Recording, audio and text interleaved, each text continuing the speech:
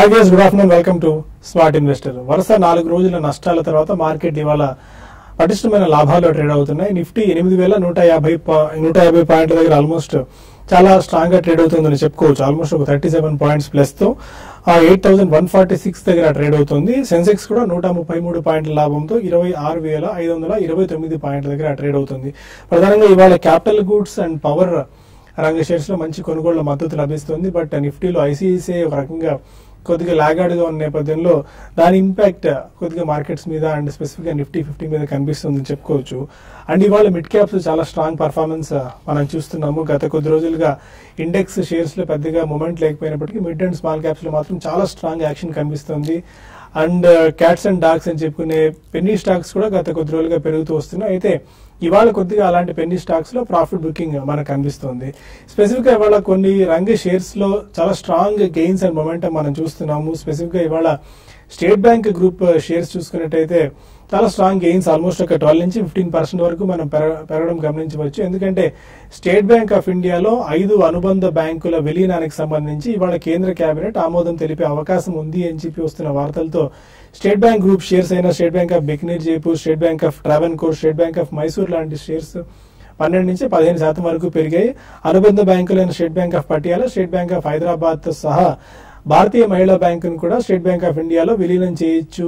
ఒక విలీనానికి సంబంధించి కేంద్ర కేబినెట్ ఇవాళ నిర్ణయం తీసుకుంటుందని చెప్పి వార్తలు వచ్చిన నేపథ్యంలో ఈ స్టాక్స్ అన్ని బాగా పెరిగాయి. ఒక 2 days బ్యాకే స్టేట్ బ్యాంక్ ఆఫ్ ఇండియా ఒక క్రాక్ టీమ్ ఏర్పాటు చేసింది. సాధ్యమైనంత వరకు ఈ డీల్ త్వరగా క్లోజ్ చేయాలని చెప్పి దానివల్ల చాలా స్ట్రాంగ్ యాక్షన్ మనం స్టేట్ బ్యాంక్ గ్రూప్ షేర్స్ లో చూస్తున్నాం. స్టేట్ బ్యాంక్ ఆఫ్ ఇండియాకు ఈ 5 అనుబంధ బ్యాంకుల గల విలీనం పూర్తయి భారతీయ మహిళా బ్యాంక్ కూడా దీనిలో జాయిన్ అయితే అంటే 6 బ్యాంక్స్ స్టేట్ బ్యాంక్ ఆఫ్ ఇండియాలో విలీనం అవుతే మార్జిన్స్ ప్రెషర్స్ కొద్దిగా తగ్గుతుంది. వాళ్ళ మార్జిన్స్ కూడా పెరిగే అవకాశం ఉంటుంది. కాబట్టి చాలా స్ట్రాంగ్ బయింగ్ అని కూడా చెప్తూ వస్తున్నాం గత కొద్ది రోజులుగా.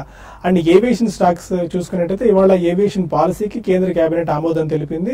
5/20 రూల్ స్క్రాప్ చేస్తూ దాన్ని 0/20కి సడలించింది. అంటే ఇంతకాలం 5 సంవత్సరాల పాటు అనుభవం ఉండి 20 ఫ్లైట్స్ ఉంటేనే అంతర్జాతీయ విమానాశ్రయానికి అలాగే అంతర్జాతీయ సేవలు అందించేందుకు వెసులుబాటు ఉండేది. అంటే అలాంటి నిబంధన ఉండేది. ఇప్పుడు దాన్ని సడలించి 0/20 అని చేశారు. అంటే ఇక ఎలాంటి అనుభవం లేకపోయినా కేవలం 20 ఫ్లైట్స్ కనుక వాళ్ళకు ఉన్నట్టయితే ఇంటర్నేషనల్ ఫ్లైట్స్ కి చేసేందుకు ఇంటర్నేషనల్ ట్రావెల్ చేసేందుకు వీళ్ళకి అనుమతి లభించింది. ఇది విస్టారా, ఎయిర్ ఏషియా లాంటి కంపెనీస్ కు అండ్ దేశీయంగా ఇప్పుడు చూసుకున్నట్టయితే మన దగ్గర ఎయిర్ కోస్టా లాంటి కంపెనీస్ కూడా అంటే ఇంటర్నేషనల్ ఫ్లైట్స్ ట్రావెల్ చేసేందుకు వాళ్ళకి అవకాశం లభిస్తుంది. అండ్ ఎంఆర్ఓ ఆపరేషన్స్ అంటే maintenance, research, maintenance, repair and overall operations సంబంధించిన ట్యాక్స్ ఆప్స్ ఇవ్వాలని చెప్పి ప్రభుత్వం ఆశిస్తుంది. దానివల్ల ఆ ఎంఆర్ఓ రిలేటెడ్ స్టాక్స్ అయినా తనేజా ఏరోస్పేస్ ఇది ఒకటే ఈ లిస్టెడ్ స్పేస్ లో ఉంది. అదొక ఇవాళ 10% వరకు పెరిగింది.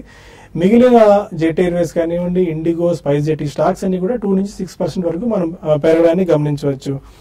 ఓవరాల్ గా ఈ మేజర్ న్యూస్ ఒకటి ఉంది. అంటే గంట సేపు విమాన ప్రయాణం ఏదైతే ఉందో చేస్తే 2500 రూపీస్ క్యాప్ పెట్టారు గరిష్ట ఛార్జ్. అంటే ఒక 1 hour ట్రావెల్ అంటే 2500 నుంచి ఛార్జ్ చేసేందుకు అవకాశం లేదు. అలాగే హాఫ్ అన్ అవర్ ఉన్నట్టయితే దాన్ని 1500 రూపీస్ క్యాప్ విధించారు.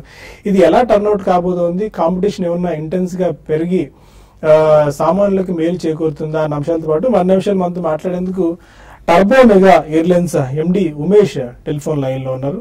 గుడ్ ఆఫ్టర్నూన్ ఉమేష్ గారు. హలో, నమస్కారం అండి. ఉమేష్ గారు, ఒక కీలకమైన డెసిషన్ వచ్చింది. ఏవియేషన్ పాలసీని ప్రకటించింది కేంద్ర ప్రభుత్వం. చాలా కాలంగా దీని గురించి ఇండస్ట్రీ అంతా వేచి చూస్తుంది. 0/20 రూల్ ను తీసుకుని వచ్చారు. 5/20 రూల్ స్క్రాప్ చేసి అండ్ క్యాప్ కూడా విధించారు. 2500 for 1 hour and 1500 for half an hour. ఇది ఎలా టర్న్అవుట్ కాబోతుందండి? అంటే ఇది మీరు చెప్పినట్టు ఫస్ట్ పాయింట్ 5/20 రూల్, దాని గురించి చెప్తాను మీకు. నేను 5/20 అనేది 5 years and 20 aircrafts ఉన్న ఎయిర్లైన్ సంస్థకి ఇంటర్నేషనల్ ట్రావెల్ చేయడానికి, ఫ్లైట్ ఆపరేట్ చేయడానికి పర్మిషన్ ఇంతకు ముందు లేదు. ఇంతకుముందు 5 years 20 years ఉండేది అనమాట. దాన్ని ఇప్పుడు 20 aircraft లో ఉంటే చాలు, ఏ ఎయిర్లైన్ అయినా సరే ఇంటర్నేషనల్ రూట్స్ లో ఫ్లై చేయొచ్చు అని చెప్పేసి ఇప్పుడు కొత్తగా ఈ పాలసీలో ఉందన్నమాట. అది ఒక విధంగా మంచి పరిణామం యాక్చువల్గా చెప్పాలంటే. కాకపోతే 20 aircraft అనేది ఏ ఎయిర్లైన్ కొత్తగా స్టార్ట్ చేసిన సంస్థకి మినిమం 3 సంవత్సరాలు పడుతుందండి.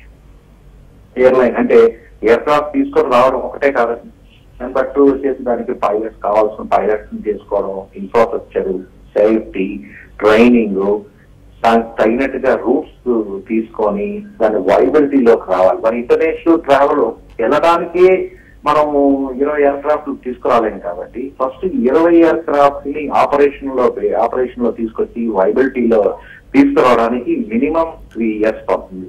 దాన్ని ఇంకొద్దిగా తగ్గించుంటే బాగుండేది. సరే, ఇప్పుడు మనం ఇంకొక 5 సంవత్సరాలు పట్టేది 2 సంవత్సరాలు కుదిర్చారు కాబట్టి ఒక విధంగా కొంతవరకు ఎయిర్లైన్ సంస్థలకి మేలు చేసినట్టు అనుకోవచ్చు. నెంబర్ 2 వచ్చేసి ఈ క్యాప్ పెట్టారు, పెట్టింది 1 hour, ½ hour అని కరెక్ట్ గా మనకి ఈవినింగ్ 4 o'clock కి పాలసీ బయటకు వస్తుంది ద్వారా. దాన్ని నాకు తెలిసినంత వరకు డ్రాఫ్ట్ పాలసీ ప్రకారం అయితే నాన్ ఆపరేషనల్ ఎయిర్పోర్ట్స్, అంటే ఇప్పుడు మేము కడప ఆపరేట్ చేస్తున్నాం. కడప 22 సంవత్సరాలు 25 సంవత్సరాల నుంచి ఎవరు ఆపరేట్ చేయని ప్లేస్ కి ఆపరేట్ చేస్తున్నాం. దానికి ఫస్ట్ టైం ఆంధ్రప్రదేశ్ గవర్నమెంట్ ఈ వాల్యూ క్యాప్ ఫండ్ ఇచ్చారు. లాస్ట్ 1 month నుంచి చేస్తాం. సిమిలర్ వే ఈ 2500 కూడా value gap fund actual gap. దానివల్ల చాలా ఉపయోగం ఉంటుంది. కానీ ఇది ప్రతి 1 hour ఫ్లైట్ కి, ప్రతి ½ hour ఫ్లైట్ కి ఈ వాల్యూ గ్యాప్ ఫండ్ ఇవ్వట్లేదు నాకు తెలిసినంత వరకు. ఎక్కడైతే ఆపరేషనల్ లో లేదో, ఏ ఎయిర్పోర్ట్ అయితే ఆపరేషనల్ లో లేదు, సపోజ్ ఈ రోజు కూడా ఇక్కడ నుంచి హైదరాబాద్ నాందేడ్ ఆపరేషనల్ లో లేదు, షోలాపూర్ ఒకటి ఉంది ఆపరేషనల్ లేకుండా, ఇటువంటి ఎయిర్పోర్ట్ కి ఆపరేట్ చేస్తే దానికి వాల్యూ గ్యాప్ ఫండ్ ఒకటే కాకుండా దాంట్లో ల్యాండింగ్ పార్కింగ్ చార్జెస్ తీసేస్తామని చెప్పారు, సర్వీస్ ట్యాక్స్ తీసేస్తామని చెప్పారు, ప్లస్ ఫ్యూల్ పైన సేల్స్ ట్యాక్స్ 1% కి తగ్గిస్తామని చెప్పారు. ఇప్పుడు ఆంధ్రప్రదేశ్ గవర్నమెంట్ ఆల్రెడీ మనకి 1% ఫ్యూల్ పైన ట్యాక్స్ ఉంది. ఈ పాలసీ ఏదైతే ఉందో దీంట్లో మెయిన్ వాల్యూ గ్యాప్ ఫండ్ పాలసీని ఆల్రెడీ మన ఆంధ్రప్రదేశ్ గవర్నమెంట్ అబౌట్ 6 months ముందే ఇంప్లిమెంట్ చేయడం జరిగింది. Umesh garu, we are running out of time అండి. మేజర్ గా ఒకటి ఈ 2500 క్యాప్ అని చెప్తున్నారు కదా, 2500 బేస్ ప్రైస్ ఉంటుందండి లేకుంటే ఓవరాల్ గా 2500? Complete price is 2500. దానికోసమే ఆ సర్వీస్ ట్యాక్స్ అది ఎగ్జంప్షన్ ఇవ్వడానికి కోసం ఇప్పుడు మాకు సేల్స్ ఏదైతే ఇప్పుడు మేము 3,000 రూపీస్ 4,000 రూపీస్ సేల్ చేస్తాం, దాంట్లో సర్వీస్ ట్యాక్స్, ఎయిర్పోర్ట్ చార్జెస్ ఇవన్నీ ఉంటాయి. అన్ని కలిపి అవి సేల్స్ సర్వీస్ ట్యాక్స్ కూడా తగ్గిస్తామని చెప్పారు. అది ఇప్పుడు మనకి యాక్చువల్ పాలసీ బయటకు వస్తే కానీ మనం కరెక్ట్ గా చెప్పలేము. కాకపోతే 2500 ఏదైతే చెప్తున్నారో అది net price. Okay, fine sir, thank you so much అండి ఉమేష్ గారు. అది టర్బో మెగా ఎండి ఉమేష్ వంకాయలపాటి చెప్తున్న దాని ప్రకారం 2500 రూపీస్ అన్నిటి కలుపుకొని, ట్యాక్స్ అన్ని కలుపుకొని ప్రైస్ 1 hour జర్నీ ఉన్నట్టయితే, ½ hour జర్నీ ఉంటే 1500 రూపీస్ రాబోతుంది. అంటే ఇక్కడి నుంచి అంటే నాన్ ఆపరేషనల్ ఎయిర్పోర్ట్ అన్న ఒక క్లాజ్ ఒకటి చెప్తున్నారు. అలా అయితే ఇప్పటివరకు విజయవాడలో కానీ లేకుంటే రాజమండ్రి లాంటి ప్లేసెస్ కి చాలా తక్కువతో ప్రయాణించే అవకాశం ఉందని చెప్పి మనం అనుకుంటున్నాం. బట్ నాన్ ఆపరేషనల్ ఎయిర్పోర్ట్ అన్నారు కాబట్టి ఇది ఎలా టర్న్అవుట్ అవుతుంది మనకు సాయంత్రం లోపు మరికొద్ది వివరాలు పూర్తిగా తెలిసే అవకాశం మనకు అనిపిస్తుంది. ఇక మార్కెట్స్ పై మనతో మాట్లాడడానికి 2 అనలిస్టులు ఉన్నారు. Good afternoon both of you sir. 8150 పైన ట్రేడ్ అవుతుంది, చాలా ఫర్మ్ గా మార్కెట్ ట్రేడ్ అవుతుంది. యూరోపియన్ మార్కెట్స్ కూడా చాలా స్ట్రాంగ్ గా పర్ఫార్మ్ చేస్తున్నాయి. ఎలా ఉంది అంటే మార్కెట్స్ అయితే చాలా మనకి లాస్ట్ 2 days గా చూస్తే ఒక 3 రోజులుగా మనకి మైనస్ లో క్లోజ్ అయింది. అయితే ఈ రోజు ఓపెనింగ్ ఫ్లాట్ గా ఓపెన్ అయ్యి అక్కడ నుంచి కూడా మార్కెట్ స్టడీగానే ఉంది. పెద్దగా ఏమైనా స్టాక్స్ లో కానీ ఇండెక్స్ లో కానీ చూస్తే వోల్టాలిటీ అనేది మనకి పెద్దగా కనపడలేదు. అంటే లాస్ట్ ఒక 3-4 రోజులుగా వోల్టాలిటీ. బట్ ఓవరాల్ గా చెప్పాలంటే మార్కెట్ చాలా స్టడీగా ఉందని చెప్పొచ్చు. అయితే బ్యాంక్ నిఫ్టీ అనేది కొంచెం నిఫ్టీతో కంపేర్ చేసుకుంటే కొంచెం వీక్ గా ఉంది. దానికి ఐసిఐసిఐ బ్యాంక్ కొంచెం ఫ్లాట్ గా మైనస్ లో ఉంది. అయితే పిఎస్యు బ్యాంక్స్ లో కూడా కొంచెం హై నుంచి కొంచెం ప్రాఫిట్ బుకింగ్ అనేది నిన్న వచ్చిన అప్ ట్రెండ్ అనేది ఆగిందని చెప్పొచ్చు. అయితే ఎస్బీఐ ఒకటి మాత్రం ఇప్పటికీ ఇంకా స్ట్రాంగ్ గానే ఉందని చెప్పొచ్చు. అయితే నిఫ్టీ 8150 పైన నిఫ్టీ క్యాష్ నిఫ్టీ సస్టైన్ అవుతుంది. క్లోజింగ్ బేసిస్ లో కూడా 8150 గానీ పైన సస్టైన్ కాగలిగితే కొంచెం ఇంటర్మీడియట్ ట్రెండ్ అనేది కొంచెం అప్ ట్రెండ్ రావచ్చు. అయితే ఈ లోపల మనకి గ్లోబల్ క్యూస్ మనం రోజు చెప్తూనే ఉన్నాం. అవే మేజర్ ఇష్యూస్ అవుతాయి. నెక్స్ట్ 2-3 రోజుల తర్వాత ఈ రోజు యుఎస్ లో ఫెడ్ డెసిషన్ అనేది ఉంటుంది. దాని తర్వాత రేపు ఏ విధంగా గ్లోబల్ మార్కెట్స్ ఉంటాయి, తర్వాత మనకి యూకే విషయం ఒకటి అది ఉంది. సో ఇవన్నీ ఉన్నాయి కాబట్టి మార్కెట్స్ నా ఉద్దేశం ప్రకారం న్యూస్ ఈవెంట్స్ మీద ఆధారపడి ఉంటుంది. ప్రస్తుతం అయితే లాంగ్ పొజిషన్స్ ఉన్న వాళ్ళు స్లోగా ఇటువంటి అప్ ట్రెండ్ వచ్చినప్పుడు మరి ముఖ్యంగా F&O లో ఉన్న వాళ్ళు ఎగ్జిట్ కమ్మంటారు. బట్ మిడ్ క్యాప్ లో నేను లాస్ట్ ఒక 3-4 రోజులకు ఉన్న హవా ఈ రోజు కొంచెం తగ్గిందని చెప్పొచ్చు. కొంత ప్రాఫిట్ బుకింగ్ కనపడింది. అయితే ఇంకా షుగర్ స్టాక్స్ లో మళ్ళీ కంటిన్యూగా అప్ ట్రెండ్ అనేది ఉంది. అయితే ఇటువంటి స్టాక్స్ లో కూడా మధ్యలో ప్రాఫిట్ బుక్ చేసుకోమని చెప్తాను. ఎందుకంటే మరీ కొన్ని స్టాక్స్ అయితే విపరీతంగా పెరిగాయి కాబట్టి ప్రాఫిట్ బుక్ చేసుకొని మళ్ళీ కొంచెం వెయిట్ చేసి రీఎంట్రీ కమ్మంటాను. ప్రస్తుతం అయితే మార్కెట్ స్టడీగానే ఉంది. ఒక 8150 కానీ బ్రేక్ అయిందంటే కొంచెం వీక్ అవడానికి అవకాశం ఉంది. ఓకే, ఇంకా రాజేంద్ర గారి టెక్నికల్స్ కూడా తెలుసుకున్నాము. ఒక చిన్న బ్రేక్ తీసుకుందాం.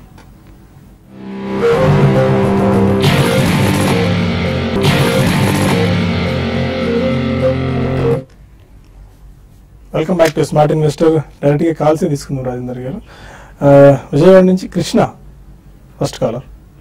హలో సార్, రేషి గారు చెప్పండి sir. Sun pharma and ITC and M&M finance ఈ మూడు ఇప్పుడు ఆల్రెడీ తీసుకున్నాం సార్. కరెంట్ రేట్ లో ఉంచమంటారా, ఎగ్జిట్ అవ్వమంటారా? లాంగ్ రన్ కోసం తీసుకున్నాం. Sun pharma, ITC. Sun pharma ఎంతలో తీసుకున్నారండి? ఓకే, సన్ ఫార్మా 7 ఇప్పుడు ప్రెజెంట్ రేట్ లో సార్, కరెంట్ లెవెల్స్ లో.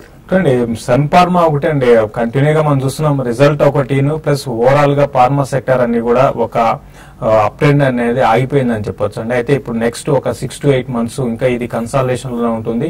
ఇంతకు ముందు లాగా అంటే లాస్ట్ ఒక 2 years గా చూస్తే మనకి డ్రీమ్ రన్ అన్నమాట. అది ఇప్పట్లో ఉండకపోవచ్చు. ఇప్పుడు ఏంటంటే లెవెల్ ఏంటంటే 720 డౌన్ సైడ్ 720, 700 ఇంకా అయితే 680 అనమాట. అప్ సైడ్ చూసుకుంటే 820, 840. కాబట్టి మీరు ప్రస్తుతం అయితే హోల్డ్ చేసి ఈ మధ్యలో తీసుకున్నారు కాబట్టి 820, 840కి వచ్చినప్పుడు మీరు సన్ ఫార్మా నుంచి ఎగ్జిట్ కమ్మని చెప్తాను. తర్వాత ఐటీసీ మాత్రం ప్రెసెంట్ లెవెల్స్ లో మీరు హోల్డ్ చేయండి. ఇది కూడా ఒక రేంజ్ లో ఉంటుంది. 320 and 380 మధ్యలో ఉండే అవకాశం ఉంది. హైదరాబాద్ జయలక్ష్మి మరో కాలర్. జయలక్ష్మి గారు ఇంకా మరో కాలర్ ఉన్నారా? ఓకే, కొన్ని మెయిల్స్ చూద్దాం. ఈ లోపు జయంతి అడుసుమిల్లి అడుగుతున్నారు 3 to 4 small cap chemical companies ఏమైనా సజెస్ట్ చేస్తారు? ఎందుకంటే మధ్యకాలంలో కెమికల్ కంపెనీస్ అన్ని బాగా పెరుగుతున్నాయి కదా. ఐ థింక్ బోర్డల్ కెమికల్స్ ఒకటి చాలా స్ట్రాంగ్ గా ఉందండి చార్ట్స్ పరంగా. దీనిలో గమనించాల్సింది ఏంటంటే ఆల్రెడీ ఇది 25-30 రూపీస్ నుంచి ఆల్రెడీ 100 రూపీస్ లో ఉంది. సో డైరెక్ట్లీ బై చేయకుండా ప్రాబ్లీ 2 or 3 ప్రైస్ పాయింట్స్ కోసం వెయిట్ చేయండి. మేబీ అరౌండ్ 88 నుంచి 90 మధ్యలో మంచి బై అవుతుంది. కరెంట్లీ 107 ఉంది.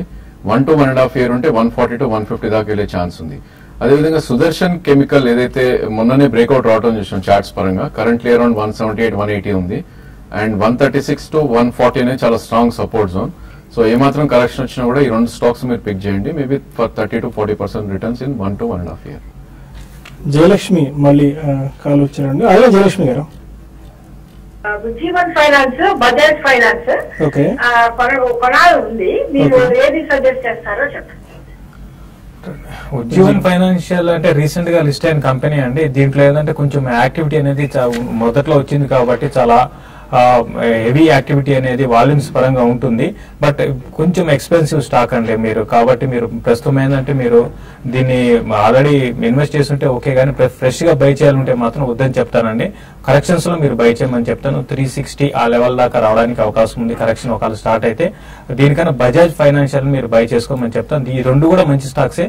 బట్ ఉజ్జీవన్ ఫైనాన్షియల్ సర్వీసెస్ అనేది కొంచెం ఎక్స్పెన్సివ్ స్టాక్ అండి. దాని దృష్టిలో పెట్టుకొని కొంచెం కరెక్షన్స్ లో బై చేసుకోమని చెప్తాను. హైదరాబాద్ నుంచి రమేష్ మరో కాలర్. సార్ నమస్కారం సార్. నమస్కారం అండి, చెప్పండి రమేష్ గారు. సార్ నా దగ్గర జే భారత్ మారుతి 115 రూపీస్ రేట్ లో ఉన్నాయండి. ఓకే, అంటే లైఫ్ ప్రాఫిట్ లో ఉన్నాను. అలాగే జేబిఎం ఆటో 198 రూపీస్ లో ఉన్నానండి. దీంట్లో లాస్ లో ఉన్నానండి. రెండు సేల్ చేసేసి ఫ్రెష్ గా టాటా మోటార్ తీసుకోమంటారా, లేకపోతే అలా ఉంచి తీసుకోమంటారా? ఏం చెప్పండి సార్. ఒక స్టాక్ తీసుకుందాం అండి. ఐ థింక్ జయ భారత్ మారుతి చూస్తే కనుక ప్రాబ్లీ ఇది లాస్ట్ 1.5 year లో ఇట్స్ నాట్ మూవింగ్ ఎనీవేర్ అండి. సో ప్రాబ్లీ మీరు మీ ఐడియా చాలా మంచిది, ఎందుకంటే ఫ్రంట్ లైన్ స్టాక్స్ లో మనకి మేబీ రిస్క్ కూడా తక్కువ ఉంటుంది. సో డెఫినెట్లీ మీరు జయ భారత్ మారుతి నుంచి you can shift to Tata Motors. ఇప్పుడు ఒక బ్రేకింగ్ న్యూస్ రావడం మనం చూస్తున్నాము. స్టేట్ బ్యాంక్ ఆఫ్ ఇండియాలో 5 అనుబంధ బ్యాంకుల విలీనానికి ఆమోదం తెలుపుతూ కేంద్ర కేబినెట్ నిర్ణయం తీసుకుంది. ఈ నేపథ్యంలో 5 అనుబంధ బ్యాంకులు అంటే 5 అనుబంధ బ్యాంకులు ఏవైతే ఉన్నాయో, state bank of Bikaner and Jaipur, state bank of Patiala, state bank of Travancore, state bank of Mysore and state bank of Hyderabad బ్యాంకులు స్టేట్ బ్యాంక్ ఆఫ్ ఇండియాలో విలీనం చేయబోతున్నారు. ఈ నేపథ్యంలో state bank of Travancore 11%, state bank of Mysore 16% వరకు పెరగడం మనం చూస్తున్నాం. చాలా స్ట్రాంగ్ మొమెంటం ఈ స్టాక్స్ లో మనకు కనిపిస్తుంది. ఎనీ ఓవర్వ్యూ రాజేంద్ర గారు ఎలా ఉండొచ్చు ఈ stocks? I think it's only event based అండి. ప్రాబ్లీ ఇలాంటి స్టాక్స్ లో మనకి అన్లెస్ మనకి మర్జర్ రేషియో వస్తే గానీ మనకి ఎగ్జాక్ట్ ప్రైస్ డిస్కవర్ అనేది అవ్వదు. సో ఐ థింక్ ఇన్వెస్టర్స్ కి ఎవరి దగ్గర స్టాక్ ఉంటే మేబీ ప్రాఫిట్ బుకింగ్ అనేది చేయాలి.